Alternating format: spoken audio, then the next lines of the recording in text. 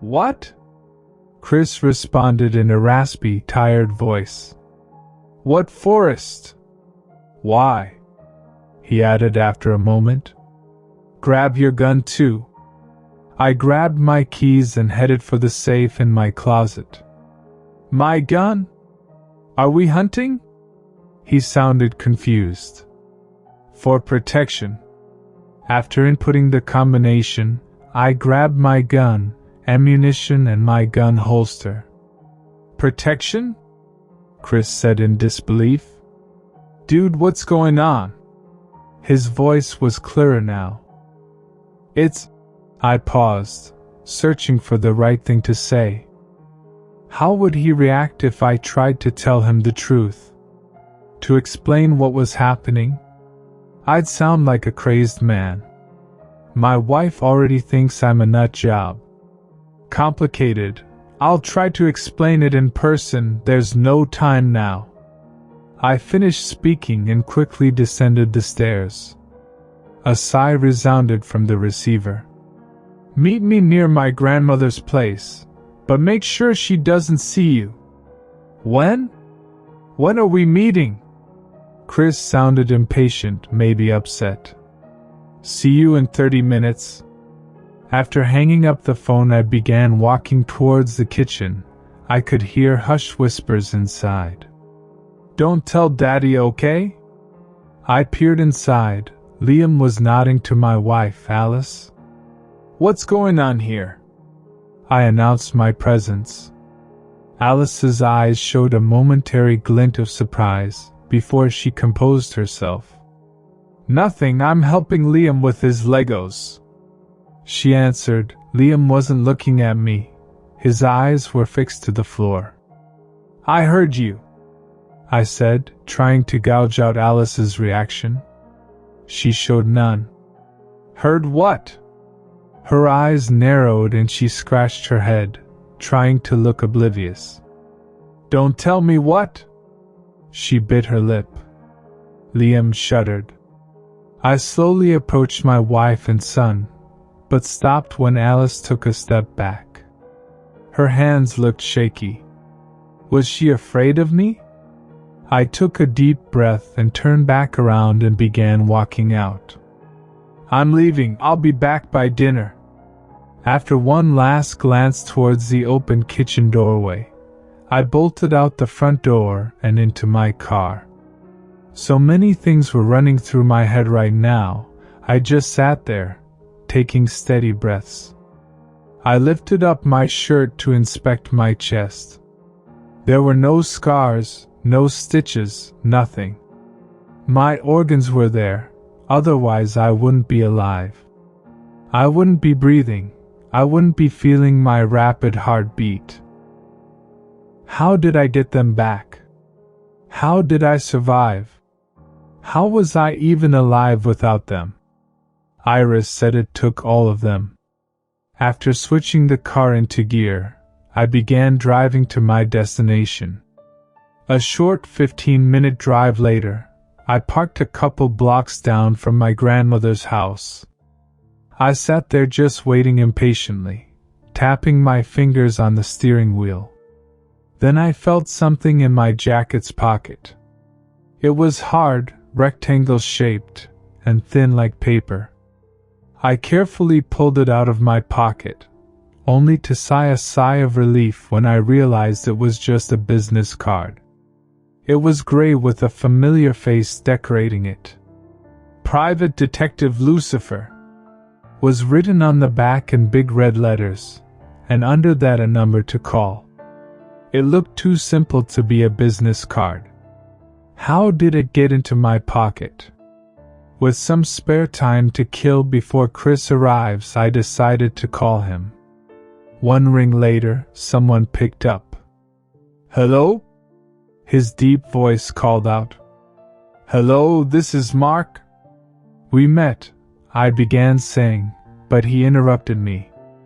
I've been waiting for your call, Mark. He spoke slowly, as if I were a 5-year-old. Waiting? Why? After a pause, he spoke again. You're in danger. Danger? What danger? I hoped he wouldn't hear the desperation in my voice. The office. He began speaking, but a knock at the driver's side window startled me.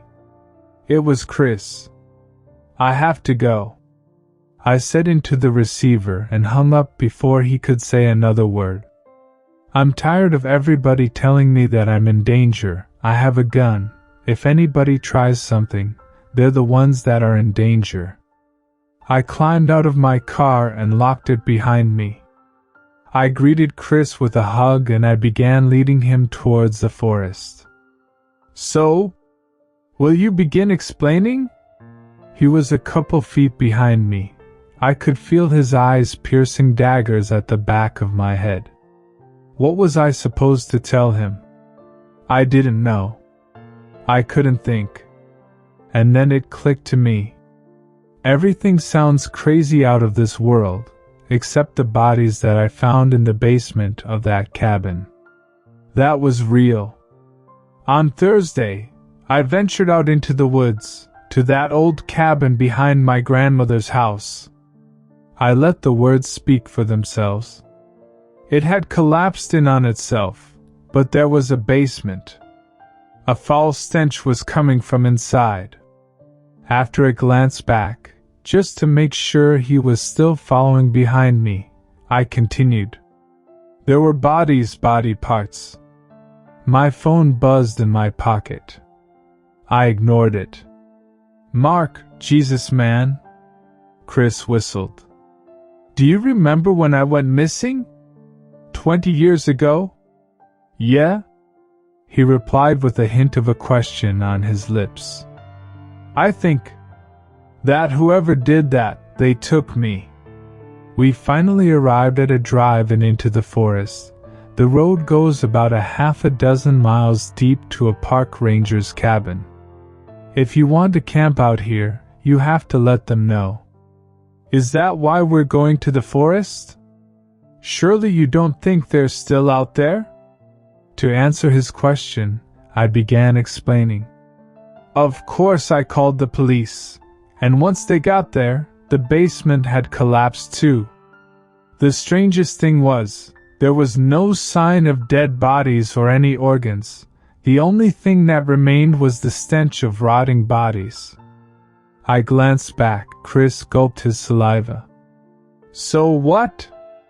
We're here to hunt them? Is it them? As in multiple? Or is it it? I shook my head. I don't know. Shouldn't we leave this to the police? I mean, we're not equipped for this. Just trust me this once, please. I interrupted him. No matter how much I wanted to tell him the real reason why we're here, I couldn't. I could only pray we wouldn't encounter whatever was lurking in this cursed forest. After a quiet 5-minute walk down the road, we plunged into the trees, not following any marked path. We were both on high alert from the get-go, and my hand was on my holstered gun at all times.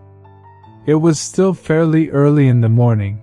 My face was basked in the streaks of warm sunlight that got through the treetops. Birds were chirping all around us. However, the deeper we ventured, the quieter it got. We made small talk along the way, and I could tell Chris was stressed. He didn't like any of this. Maybe I shouldn't have lied to him, although it technically wasn't a lie. After about half an hour we stopped at a clearing to take a breather. My legs had begun aching. Walking through a forest is no easy task when you're a trained keyboard warrior. My profession is programming. I rarely go out. How long are we going to wander in here? Chris asked. He wasn't tired, but I could guess he also didn't expect to spend his Sunday morning wandering through a forest. Until we find what I'm looking for, I responded. Man, we have no water, no food, no supplies, and we keep going deeper. Chris sighed. We'll get lost. He's right, I know he is. But still, I can't just leave empty-handed. It's like my spirit is being pulled into the forest. I don't know when I got this strong urge to learn, to understand what happened to me. I made a decision then. You can go, man. I won't force you to come along. Chris looked at me wide-eyed, like I had just cursed him out. I'm not going to leave you alone. He stood up and took a deep breath.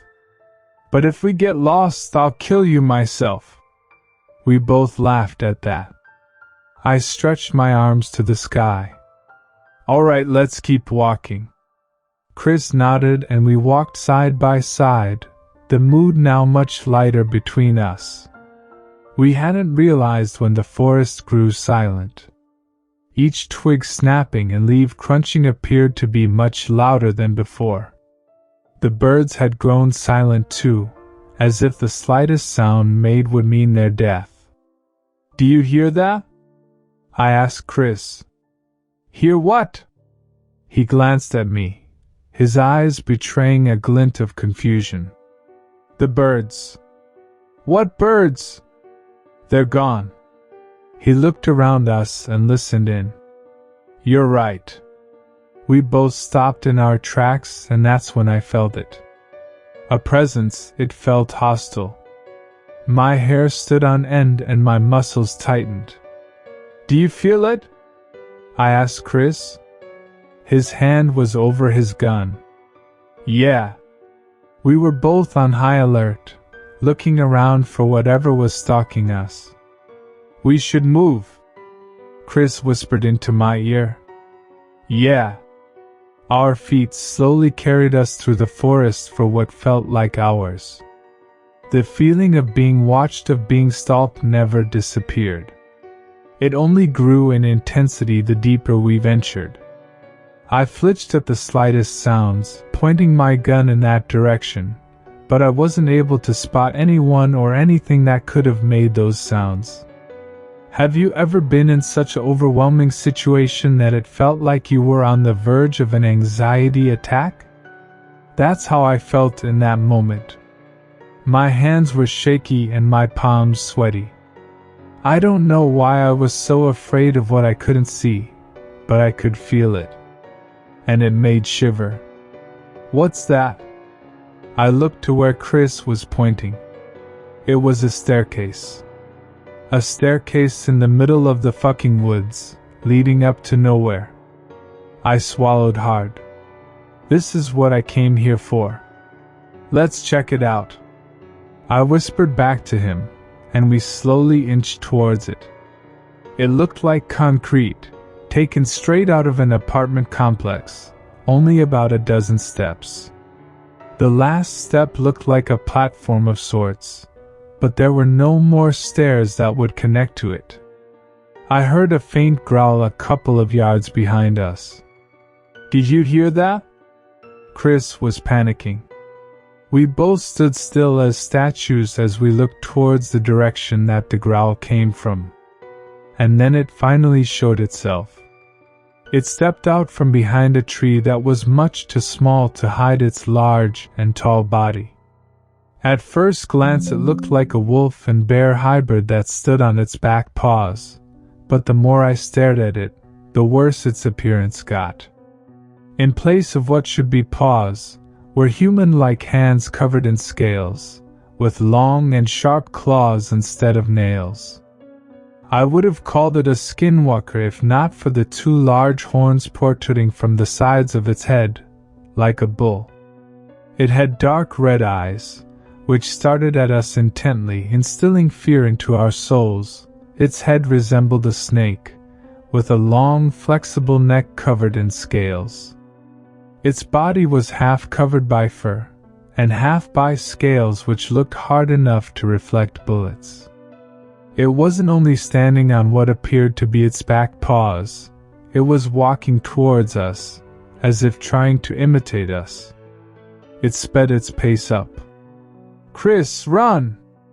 I yelled at him and began sprinting towards the staircase. A moment later I heard a gunshot and another growl, louder than the last one. I glanced back. Chris had shot at it. It was completely unharmed.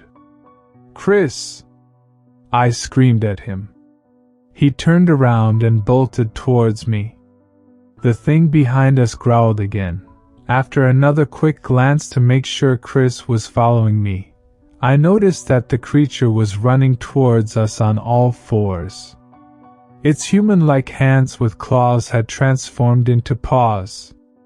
The staircase was just another yard away. When I got to it, I took the first step and then heard Chris scream in pain behind me. Just as I was turning my head, I suddenly felt lightheaded. Something shifted in my vision and I fell onto my back. I tried to blink the darkness out of my eyes and found myself in a familiar place. The forest. I felt a tight clutch on my right hand. It was Iris. He began walking up the spiral stairs, tightly clutching my hand, as if my fingers would slip out at any moment. The stairs were creaking under our weight. Once we got to the top, something unfathomable happened. Our surroundings suddenly shifted. Light appeared above us, illuminating the spiral stairs we were on. I shielded my eyes from the blinding light. The light breeze vanished next, replaced by a comforting warmth. I blinked once, twice, and the forest was gone entirely, replaced by tall walls. They reminded me of the walls you'd see in a log cabin. Iris walked up the remaining steps, dragging me along. We were in some sort of cabin. It was warm and cozy. The fireplace crackled peacefully. Where are we?" I spoke up. Iris's grip had lessened. He released the deep breath he'd been holding. He turned around to look me in the eyes, half of his face covered in the warm light coming off the fire. "Home." I could feel the confusion on my 8-year-old face. He finally let go of my hand and got on one knee. "Take off your shirt," Iris instructed me, and I obliged. He placed his palm on my chest. I could feel the warmth radiating off of it. "It'll take some time to grow them back," he whispered under his breath. "Grow what back?" my 8-year-old self asked. "Your organs." He retracted his hand. "Follow me." We walked out of what must have been the living room and into what must have been the kitchen. He grabbed 2 wooden cups and poured us some clear liquid from a glass jar. It looked like water. I took a sip. It wasn't water, it was sweeter than water. "How can I grow them back?" I asked. "By drinking that, and a lot of other things." Iris took another sip. "Did it take your organs too?" "No, why would it have?" Iris was looking at me with a confused expression. I had grown a little more accustomed to his red-eye color. "Because you're drinking that too." He chuckled and shook his head. "How did those stairs take us here?" I let my 8-year-old curiosity run wild. "Because of me," Iris responded. "What are you?" Iris smiled at that question, looked me in the eyes, and after a pause spoke up. "I'm your friend." My vision grew blurry and I could feel myself falling, even though I wasn't. It was so dark that I wasn't sure if my eyes were open or not. Eventually I felt sunlight on my eyelids and opened my eyes. The soft grass below me had cushioned my fall, but I still winced in pain. Then I remembered Chris, and thanks to the adrenaline, I quickly recovered and stood up, doing a full 360 to examine my surroundings. I sighed in relief when I noticed him collapse just a few feet away from me, but gasped in surprise and horror when I got closer, and noticed that his head was gone. "Chris!" I wailed out loudly, dropping down on my knees next to his dead body, not caring if that monster heard me. This was all my fault. My fault. Tears were dripping down my face and onto his shirt. Through my blurry vision I noticed that the staircase was still there, looming over us. Maybe, just maybe this could work. I stood, picking up Chris's headless body and began limping towards the stairs. If I survived back then, maybe Chris can survive now.